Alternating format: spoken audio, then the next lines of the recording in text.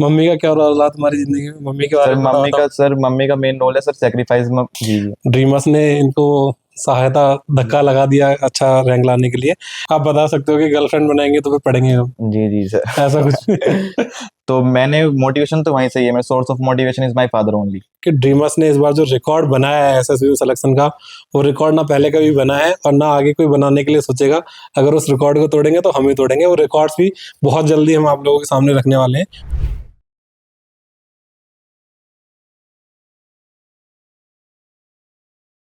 Hello, जय हिंद प्यारे बच्चों।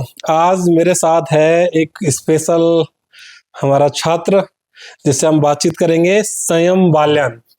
और खास बात ये है, स्पेशल मैंने इसलिए बोला कि आज ही ये बैटरी टेस्ट बोलते थे एक पहले, अभी सीपीएसएस नाम हो गया है, पीएबीटी टेस्ट। आज ही इसका क्लियर हुआ है देहरादून से और इसका फोन आया तो हमने कहा चलो बातचीत करने के लिए बुला लिया जाए और ये यहाँ बातचीत करने के लिए मौजूद है।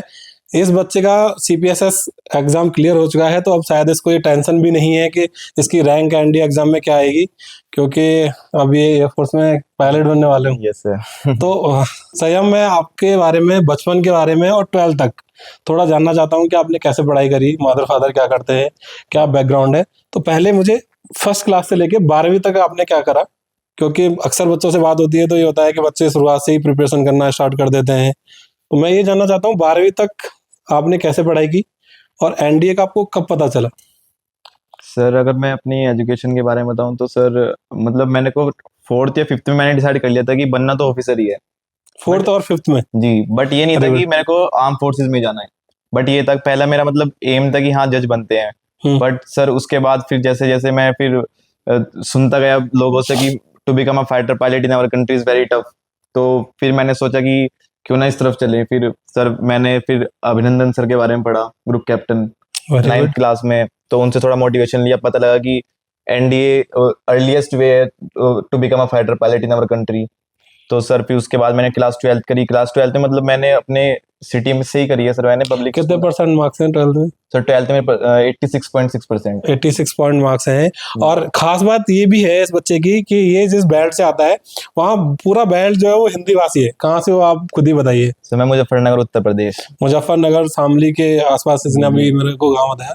तो उस बेल्ट में बहुत मुश्किल होता है इंग्लिश कॉन्वर्जेशन के लिए, तो काफ़ी जो क्षेत्र है वो हिंदी भाषी क्षेत्र है। तो उन बच्चों के लिए भी बहुत अच्छी बात है कि जिन बच्चों का एरिया ऐसा है जहाँ इंग्लिश कम्युनिकेशन इतना अच्छा नहीं है, तो वो बच्चे भी कुछ भी कर सकते हैं और ये अपने आप में बहुत बड़ी बात है।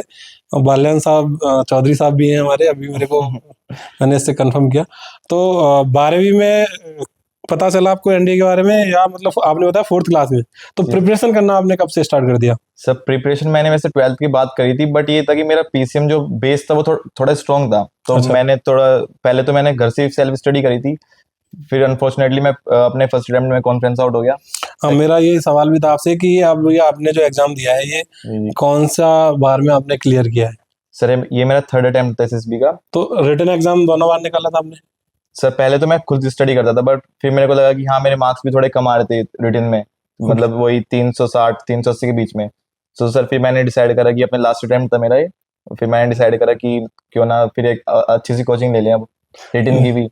तो सर फिर मैंने ड्रीमर्स के बारे में सर देखा, फिर ऑनलाइन ही देखा था मैंने, फिर देखा फैकल्टी के बारे में देखा। तो सर फिर ज्वाइन करा मैंने 2025 में करा था sir, last year in month of मई में। सर फिर एग्जाम की तैयारी करी, 3 महीने मैंने यहाँ पे वैसे काफी अच्छी तैयारी करी थी रिटन की, और फिर रिटन से मैं काफी सेटिस्फाई भी था अपने। ठीक है।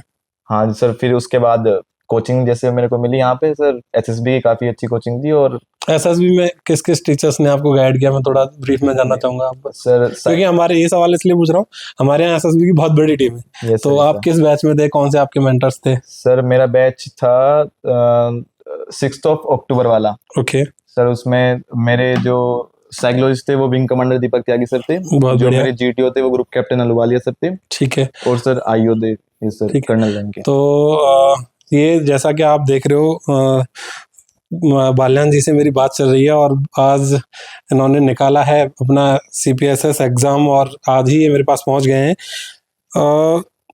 आपका जो बैकग्राउंड है, एक बहुत इंपॉर्टेंट सवाल होता है। कोई भी ऐसा है जो आपके परिवार में से कोई फौजी अधिकारी रहा हो या कुछ ऐसा रहा हो? क्योंकि फोर्थ क्लास में आप कह रहे हो, तो फोर्थ क्लास में कैसे आपको मतलब कहाँ से मोटिवेशन आया कि यार सर अधिकारी बनना है? मोटिवेशन तो सर मेरे फादर से आया था मेरे को, क्योंकि मेरे फादर एमएससी बीएड है मैथमेटिक्स से। अच्छा। बट सर मेरे फादर ने भी अपने टाइम पे काफ़ी कॉम्पिटेटिव एग्जाम दिए, बट अनफॉर्चुनेटली वो थोड़ा नहीं कर पाए इस वे में। तो मैंने मोटिवेशन तो वहीं से ही है, मेरा source of motivation is my father only. Okay. Sir तो फिर उन्होंने मोटिवेट पहले से काफ़ी टाइम से करते आए कि बनना तो ऑफिसर ही है। क्या करते हैं आपके फादर? सर फिलहाल मेरे फादर का बिजनेस है प्रॉपर्टी डीलिंग। अच्छा, प्रॉपर्टी डीलिंग में। जी ओके, सर। Very good. और सर तो सब मतलब डिसाइड तो पहले से था कि ऑफिसर बनना है, फिर उसके बाद मतलब पापा से कांस्टेंट मोटिवेशन मिलता रहा। और फिर आगे जाके एक चैलेंजिंग ये भी था कि काफ़ी लोग कहते थे कि तुम्हारा तो बिजनेस है, तुम क्यों जाते हो उसमें। बट जो मेरा मोटिवेशन था मेन ऑफिसर बनने का, वो फिर फाइनली अब तो अचीव हो गया। मम्मी का क्या रोल रहा तुम्हारी जिंदगी में? मम्मी के बारे में थोड़ा बताओ। सर मम्मी का मेन रोल है सर सेक्रीफाइस। मतलब अगर मैं छोटी चीज बताऊं तो मेरी मम्मी ने मतलब 6 साल से टीवी का कनेक्शन भी नहीं जोड़ा। ओके। हाँ जी हाँ, मतलब तो एलईडी। आपके घर में 6 साल से टीवी नहीं है? नहीं सर, 9th क्लास से नहीं है। वो मतलब गुड। मदर देखती, पहले देखती थी, बट फिर मम्मी ने बंद कर दिया था उसके हिसाब से मेरे स्टडी के लिए। बहुत बढ़िया। जी तो जी डेफिनेटली ये तो बहुत बड़ी बात है, और इनके फादर से और इनकी मदर से ही इनको प्रेरणा मिली। जी जी ड्रीमर्स ने इनको सहायता, धक्का लगा दिया अच्छा रैंक लाने के लिए। एसएसबी के बारे में मैं जरूर जानना चाहूंगा, क्योंकि जो भी बच्चे हमारा ये पॉडकास्ट देखने आएंगे, वो सबसे ज्यादा फोकस जो उनका यही रहता है कि भैया आपने कैसे निकाला एसएसबी, क्या क्या तैयारी करी एसएसबी के लिए। तो जब प्रिपरेशन करी तो आप क्या क्या तैयारी करते थे वो, और एसएसबी के 5 दिन जी जी वहां जो गुजरे, वो पूरी कहानी मुझे आपसे सुननी। जी सर, अगर मैं मतलब एसएसबी का अपना थोड़ा बैकग्राउंड बताऊं तो सर 2 बार कॉन्फ्रेंस आउट होने के बाद मेरे मन में कहीं ना कहीं ये था कि अगर जिस दिन अपना बेस्ट दे दिया उस दिन रिकमेंड तो हूँ। हाँ। बट बट ये था कि हाँ, कहीं ना कहीं जब मैं अपने आप को सेल्फ इंट्रोस्पेक्ट करता था तो थोड़ा फील होता था कि कहीं ना कहीं थोड़ी कमी है कहीं ना कहीं। तो सर फिर उसके बाद मैंने कोचिंग जब ड्रीमर्स से ली तो सर मेनली अगर मैं बताऊं तो साइकोलॉजिस्ट का बहुत रोल था सर मेरे उसमें। तो साइक सर ने मेरे को बताया, बल्कि मेरी जो स्टोरी थी वो और बंदों को भी बताया कि तुम भी इस तरह की स्टोरी बनाया करो। तो सर उससे मेरे को काफी मोटिवेशन, मेरा लेवल अप हुआ। कॉन्फिडेंस बढ़ गया हाँ जी, आपका कॉन्फिडेंस भी बढ़ गया, मतलब एक सेल्फ बिलीव जनरेट हो गया। कि मैं कर तो अच्छा ही रहा हूँ, सेलेक्ट हाँ जी होना हाँ बाकी जी है। हाँ जी। तो फिर सर उसके बाद तो मैंने फिर वो जो सेल्फ कॉन्फिडेंस था वो मैं कैरी करता गया अपनी होल प्रिपरेशन के टाइम पे। हम्म। तो सर फिर उसके हिसाब से चलता गया फिर मतलब इस बार मैं काफी कॉन्फिडेंट था कि हाँ रिकमेंड तो हो ही जाऊंगा इस बार। पूरा मतलब आत्मविश्वास जी जी पूरा था। हाँ जी तो ये करता है ड्रीमर्स। अगर आप ड्रीमर्स से तैयारी कर रहे हो तो हमारी एसएसबी की टीम जो है वो बच्चे के अंदर पूरा कॉन्फिडेंस भर देती है। मैं आपको बताना चाह रहा हूँ, जितने भी बच्चे हमारे इस बार जा रहे हैं, शायद ही कोई बच्चा ऐसा होगा जो डे 1 आउट हो रहा है। सभी बच्चे 5वें दिन तक पहुंच रहे हैं, ये भी एक बहुत बड़ी उपलब्धि है। और आप लोगों को मैं ये बता रहा हूँ कि ड्रीमर्स ने इस बार जो रिकॉर्ड बनाया है एसएसबी सिलेक्शन का, वो रिकॉर्ड ना पहले कभी बना है और ना आगे कोई बनाने के लिए सोचेगा। अगर उस रिकॉर्ड को तोड़ेंगे तो हम ही तोड़ेंगे। वो रिकॉर्ड्स भी बहुत जल्दी हम आप लोगों के सामने रखने वाले हैं। 50+ स्टूडेंट हैं जो अभी तक सेलेक्ट हो गए। हमारा ऐसा मानना है एनडी 156 में लगभग 100 बच्चे हमारे जाने वाले हैं। 50+ बच्चे रिकमेंड हो चुके हैं और अभी बहुत सारे बच्चों का एसएसबी है। तो एसएसबी में 5 दिन जो आपने बताए, पूरा डिटेल में क्या हुआ, कैसे हुआ, जी जी। कैसे मतलब कौन सा आपका एग्जाम अच्छा गया, पूरा बताइए।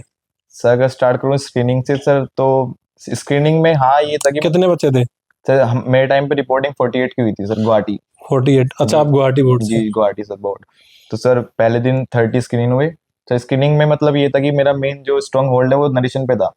ठीक तो है। सर वो थोड़ा नॉर्मल चला गया। स्क्रीनिंग होने के बाद सर फिर मैंने सबसे पहले अपने ग्रुप मेंबर्स को देखा कि कौन कहाँ कहाँ से है, कौन कैसे है।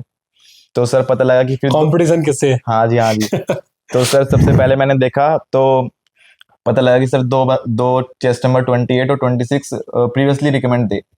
अच्छा। हाँ सर वो मेरिट आउट थे, मतलब प्रीवियसली रिकमेंड थे।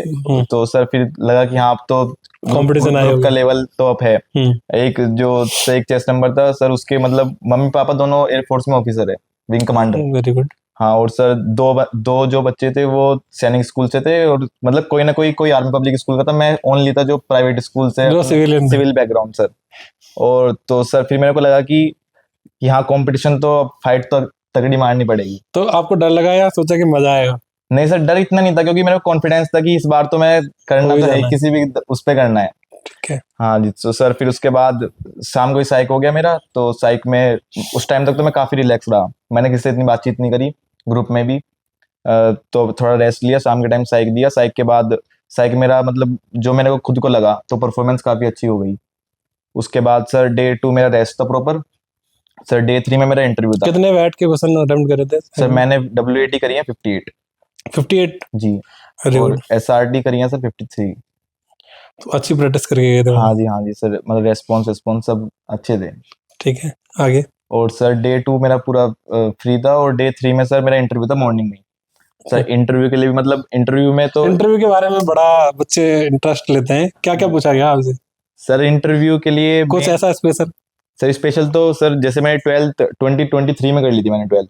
हाँ, ड्रॉप आउट सर नहीं, ड्रॉप आउट नहीं सर, मैंने फिर वो अपना ग्रेजुएशन में एडमिशन लिया था। तो सर एयरफोर्स वाले कहते हैं कि तुम बैकग्राउंड तो तुम्हारा PCM है, तुमने BA क्यों ली? सर मैं अच्छा। BA से कर रहा था। तो सर 5 से 10 मिनट मेरी जो इंटरव्यू चला है वो BA। पर क्यों ली, सच में बताओ, मैं भी बताऊं। हाँ सर BA का मेन रीजन ये था कि क्योंकि ये तो पक्का था कि ND के लिए प्रिपेयर करना है। मतलब आपको डिस्टरबेंस ना हो ग्रेजुएशन जी में, जी ग्रेजुएशन के एग्जाम्स की वजह से या क्लासेस की वजह जी से आप अपनी तैयारी पे फोकस करते और थे। सर ड्रॉप एसएसबी में भी आपने यही जवाब दिया? हाँ सर सेम जवाब दिया मैंने कि सर आई वाज मतलब सच बोला है इसने। सबसे बड़ी बात हाँ यह है कि मेरी बहुत सारे ऑफिसर से बात होती है, वो अक्सर यही कहते हैं कि अगर आप एसएसबी के अंदर झूठ बोल रहे हो तो 100% आप रिजेक्ट होगे, सच बोल रहे हो तो आपके चांस हैं कि आप रिजेक्ट ना हो, है ना। जी जी कंपटीशन ही इतना मुश्किल है। सर, चलो, बहुत बढ़िया। क्योंकि एम तो क्लियर था कि बनना तो यही है ऑफिसर, फिर इंडियन आर्म फोर्सेस में जाना है। तो और क्या पूछा इंटरव्यू में? सर इंटरव्यूअर ने सर फिर अदर कैरियर ऑप्शन के अलावा सर फिर उन्होंने पूछा कि तुम्हारे जो मेरा फ्रेंड सर्कल है उसमें फीमेल फ्रेंड क्यों नहीं है? तो अच्छा, सर उनको मतलब विश्वास नहीं हुआ कि नहीं होगी। सर मैंने बोल दिया था कि नहीं शेड्यूल है। रहेंगे, हाँ। तो सर फिर 5 से 10 मिनट, ये तो 5 मिनट कह रहा अब हूँ। यहाँ बहुत मजा आने वाला है बच्चों को, जी जी है ना। इसकी तो शॉर्ट रील बना के डालनी पड़ेगी। तो क्यों नहीं है फीमेल सर, फ्रेंड तो आपकी? मैंने पहले अच्छा है, अब भी तो सच बता दो। सर नहीं, वैसे है भी नहीं इतनी सर। तो सर जो मैंने इतनी मतलब कुछ तो है। सर यहाँ फंस गया ही। तो ठीक है, आपने वहां क्या जवाब दिया? सर वहां मतलब पे मेरा मैंने इंटरेस्ट उसी में है जानने जी जी तो सर ने जब पूछा तो सर मैंने बताया कि सर जो मेरी और मेरे ग्रुप फ्रेंड्स है तो सबकी बोल्ड पर्सनैलिटी है, मतलब तो मैंने ये बताया था कि बोल्ड पर्सनैलिटी है, तो मोस्ट ऑफ द गर्ल्स को लगता है कि we are not at that level. तो मैंने क्लियरली ये आंसर दिया था मैंने। में। ये तो कुछ ज्यादा ही, सर ये तो मतलब लड़कियों में बेइज्जती कर रहा है कि सर कमेंट में गालियां मत देना इसको। अभी नहीं इसने जो वहां बोला नहीं वही सर, बता बट ये रहा है। रियल आंसर है। तो ठीक है। मैंने पहले डिसाइड भी करा था कि यही बोलना है। हाँ, तो थोड़ा मतलब कि इंटरव्यू में सर थोड़ा माहौल वो हो जाता है ना कि थोड़ा सीरियस, तो सर उसको भी अवॉइड कर दिया या ओके। ऐसे आंसर करके सर, क्योंकि ये क्वेश्चन थोड़ा तो मतलब क्रॉस क्वेश्चन नहीं पूछा आईओ ने कुछ भी? सर पूछा है तो सर ने कहा कि जो तुम्हारी वर्सेटाइल पर्सनैलिटी है, बोल्ड पर्सनैलिटी है, तो लड़कियों को बहुत पसंद आती है। हाँ, सही बात है। तो फिर मैंने कहा कि सर नहीं सर मतलब उसके साथ साथ हम काफी एक्टिविटीज में पार्टिसिपेट भी करते हैं, तो उसमें लड़कियों के साथ इंटरेक्शन होता रहता है। जैसे कि सर मैं स्पीच में मेरे सर्टिफिकेट है अपने कॉलेज में, तो वेरी गुड। सर मैंने एक दो मतलब प्रोग्राम भी ऑर्गेनाइज करवाए, तो इंटरेक्शन होता रहता था। तो सर फिर मैंने यहाँ पे कवर अप कर लिया कि सर इंटरेक्शन होता रहता है, बट उस लेवल पे नहीं है क्योंकि टाइम भी नहीं मिलता सर इतना, क्योंकि प्रिपरेशन में, प्रिपरेशन भी एग्जाम में, करनी है और डेफिनेटली ग्रेजुएशन के एग्जाम भी है। आप बता सकते हो कि गर्लफ्रेंड बनाएंगे तो फिर पढ़ेंगे हम, जी जी सर। ऐसा कुछ भी। चलो ठीक है। फिर आगे क्या रहा इंटरव्यू में, और हाँ कुछ सर, स्पेशल? इंटरव्यू के बाद भी मतलब काफी मैं कितनी सेटिस्फाइड हूँ देर तक चला आपका इंटरव्यू, कितना टाइम सर। लगा? तकरीबन 50 से 55 मिनट के करीब। अच्छा खासा टाइम हाँ है। जी हाँ जी। और कुछ पूछा हो इंटरव्यू ने जो आपको याद आ रहा हो अभी बताने के लायक? सर कुछ बहुत ऐसा difficult out of the box सवाल पूछते हैं, जैसे कि आपकी केमिस्ट्री फिजिक्स मैथ्स कितनी स्ट्रांग है, फॉर्मूला पूछ लेते हैं नहीं नहीं सर, इतना नहीं क्या? पूछते सर। बल्कि जो इंडियन एयरफोर्स है उसका इंटरव्यू में तो सर फैमिली और फ्रेंड्स, इसके अलावा मतलब काफी रेयर जाते हैं बंदे। मतलब इंटरव्यू से, आपके इंटरव्यू का मैं मतलब जितना मुझे लगा है, वहां पे टू वे कम्युनिकेशन है। इंटरव्यू का मतलब मुझे ये समझ आया है कि दो लोगों को आपस में बात करनी है। आप अगर अपने बारे में सही से बता पा रहे हो, आप खुद के बारे में ही नहीं जानते हो, कोई आपसे आंसर पूछ रहा है और आपके बारे में पूछ रहा है, आप नहीं बता पा रहे हो, तो कोई भी एग्जामिनर आपको क्यों पास करेगा? मुझे ऐसा लगता है कि इंटरव्यू में आपके बारे में ही आपसे ज्यादा सवाल पूछे जाते हैं। जी ये सही बात है क्या? ये सर आपने ये फील किया? ये सर अगर कोई हमारा फ्रेंड है तो उसकी स्ट्रेंथ वीकनेस, तुम्हारी जिंदगी में फियर क्या है, मतलब ये सारी चीजों के लिए अवेयर हो। तुम्हारी अगर मदर, तुम किससे ज्यादा पास हो, घुले मिले किससे ज्यादा हो, ठीक। मदर फादर, अगर तुम्हें कोई प्रॉब्लम आती है तो तुम किसके पास तो जाते हो। इंटरव्यू देने के बाद आपको क्या लग रहा था कि अच्छा गया है? हाँ सर, इंटरव्यू के बाद फुल्ली सेटिस्फाइड था कि हाँ इंटरव्यू अच्छा हो गया, क्योंकि सर इंटरव्यू में कुछ मेरे को इसलिए भी अच्छा लगता है क्योंकि इसमें हमें मौका मिलता है अपने बारे में बताने का, बिल्कुल the qualities which we have. So sir उसके बारे में पता, मतलब मौका मिलता है बताने का। बिल्कुल। तो सर इससे फुल्ली सेटिस्फाइड था। और सर जो मेरा GTO है, जीटीओ अब आते हैं, वहां पे बहुत सारे टास्क होते हैं और हाँ जी बहुत हाँ सारा जी, होता है। GTO में मतलब मेन मकसद था कि अब तो ग्रुप के साथ डील करना है, क्योंकि दो इंडिविजुअल अपने टास्क हो गए, साइकोलॉजी और इंटरव्यू। हम्म। तो GTO के लिए सर डे 4 में मेरा GTO शुरू हुआ। उसमें सर एज अ रिपीटर तो मेरे मन में ये था कि डोमिनेट तो करना नहीं है बिल्कुल भी ग्रुप में, बिल्कुल कोऑपरेटिव। झगड़ना नहीं है। हाँ, क्योंकि टाइम ये तो सिखाया गया होगा यहाँ सर यहाँ पे सिखाया गया था कि हाँ। रिपीटर को, क्योंकि बहुत से बंदे वो क्या है कि डोमिनेट करने की कोशिश करते हैं, क्योंकि रिपीटर करते ही हैं कुछ। तो सर पहली जीडी हुई, मैंने मतलब इनिशिएट तो नहीं करा, बट ये है कि हाँ टॉप 3 में रहा मैं, बल्कि सेकंड था पहली जीडी में भी और दूसरी जीडी में भी। मैंने अपने 5 से 6 पॉइंट दिए, फैक्ट डेटा एग्जांपल ये सारे उसके साथ। उसके अलावा मतलब किस टॉपिक पे हुआ था? सर क्योंकि मैं ये सवाल इसलिए पूछ रहा हूँ कि अभी भी बहुत सारे बच्चे एसएसबी देने जाने वाले हैं, तो मैं ये जानना चाहूंगा कि जो आपका जीडी के टॉपिक्स आए थे, ग्रुप डिस्कशन के टॉपिक्स आए थे, वो क्या टॉपिक्स थे और वहाँ क्या हुआ, थोड़ा डिटेल में। जी सर, मेरा पहला जीडी का टॉपिक था कि जो हमारे देश में यूथ है वो अपने करियर अपॉर्चुनिटीज के लिए किस चीज को देखता है। सर उसके लिए हमें 3 लीड मिली थी कि वो गाइडेंस लेता है उसके लिए, उसके खुद का पर्सनल इंटरेस्ट है, या फिर ट्रेंड को फॉलो करता है।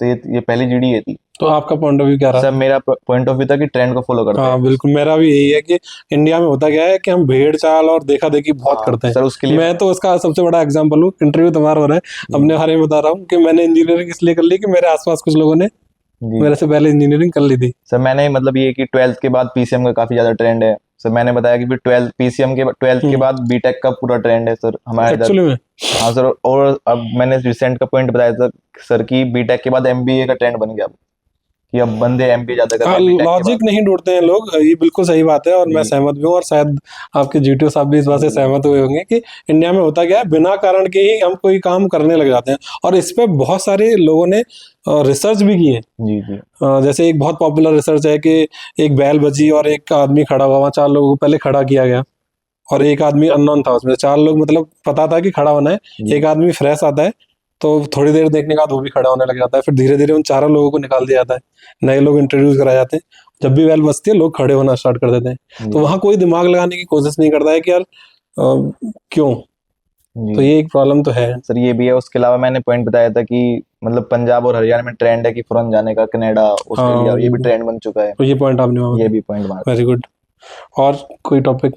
और सर सेकंड जीडी का टॉपिक था कि जो स्पेस है हमारा, तो उसमें हम काफी ज्यादा इन्वेस्ट कर रहे हैं, तो हाँ। उसमें हमें किस चीज में बेनिफिट मिलेगा, हमारे देश की सिक्योरिटी के लिए, हमारे रिसर्च और डेवलपमेंट के लिए, या फिर मतलब फॉरेन इन्वेस्टमेंट के लिए, कि ताकि मतलब इकोनॉमी के लिए मेन। थर्ड लीड थी इकोनॉमी, फर्स्ट सेकंड थी सर सिक्योरिटी, और फर्स्ट थी रिसर्च एंड डेवलपमेंट। बिल्कुल। जी, तो सर इसमें आपका मतलब यहाँ पॉइंट ऑफ व्यू? सर यहाँ पे मेरा था सिक्योरिटी सर, क्योंकि सिक्योरिटी बिल्कुल है ही। अब आगे जितने भी भविष्य में युद्ध आने वाले हैं वो जी सब, सर वो क्योंकि वो अभी हाल ही में सिंदूर हुआ, हाँ जी तो हाँ जी मुझे तो ऐसा लगता है कि अब फौज का पूरा मॉडल ही चेंज होने वाला है। ये सर, क्योंकि अब आने वाले टाइम में कि जो रिसेंट वॉरफेयर है वो स्पेस वॉरफेयर बन। स्पेस वॉरफेयर है, जी बिल्कुल। जी वॉरफेयर हर 10-20 साल में ना लड़ाइयों के ट्रेंड बिल्कुल चेंज हो जाते हैं। पहले तलवार बंदूक ये वो, और अभी जो हमने रिसेंटली लड़ाई जितनी भी देखी है वो जी बिल्कुल टेक्निकल ड्रोन वाली लड़ाई हो गई। हाँ जी सर। तो और अब आगे तो ये तो बिल्कुल सही पॉइंट आपने वहाँ बताया। जी सर, मैंने फिर इसमें काफी मतलब मेरे पास डेटा था। तो और बच्चों भी यही बोल रहे होंगे, तो मतलब ऐसा है ना कि बहुत हाँ डिस्कस सर बोलते हैं, बट बच्चे लीड ले लेते हैं। सबसे पहले मैंने क्या करा, सबसे पहले मैंने अपना पॉइंट ऑफ व्यू क्लियर करा जीटीओ के सामने, मतलब बच्चों के सामने भी, कि मेरा पॉइंट ऑफ व्यू ये है। तो फिर मेरे साथ 2-3 एग्री हो गए, एग्री हो जाते हैं। और सर मेरे पास मतलब डेटा भी काफी था इसके बारे में कि हमने रिसेंटली ये तो उनको नुकसान होगा जो एग्री हुए हैं, उनके हाँ पास जी। तो डाटा कुछ बच्चे क्या कर रहे थे कि जो मैंने पॉइंट मारा कॉपी कर दे रहे उसको रिपीट कर रहे थे। वो आप फायदेमंद चीज है। हाँ जी हाँ जी। तो सर जीडी काफी अच्छी होगी। उसके बाद जीपी की भी जो फॉर्मेट था सर, काफी प्रैक्टिस करी थी मैंने यहाँ पे। और जीपी में मतलब टाइम डिस्टेंस का मेन ध्यान रखना पड़ता है। पहले 2 बार जब आप निकले, जी सर। जब आप कॉन्फ्रेंस आउट हुए, तो मुश्किल लगता होगा एसएसबी, और आप सेलेक्ट हो गए, तो क्या मेंटल लेवल चेंज आया है? मुश्किल अभी भी लग रहा है कि मुश्किल था, या अब ऐसे लग रहा है कि कुछ भी नहीं था? सर अब तो लग रहा है कि कुछ भी नहीं था, बस पहले थोड़ी ये टेंशन ज्यादा लिए। बहुत सारे बच्चों से मेरी बात होती है जो सेलेक्टेड स्टूडेंट है। मैं इंटरव्यूज में तो बहुत कम लेता हूँ, देवेश सर वगैरह लेते हैं।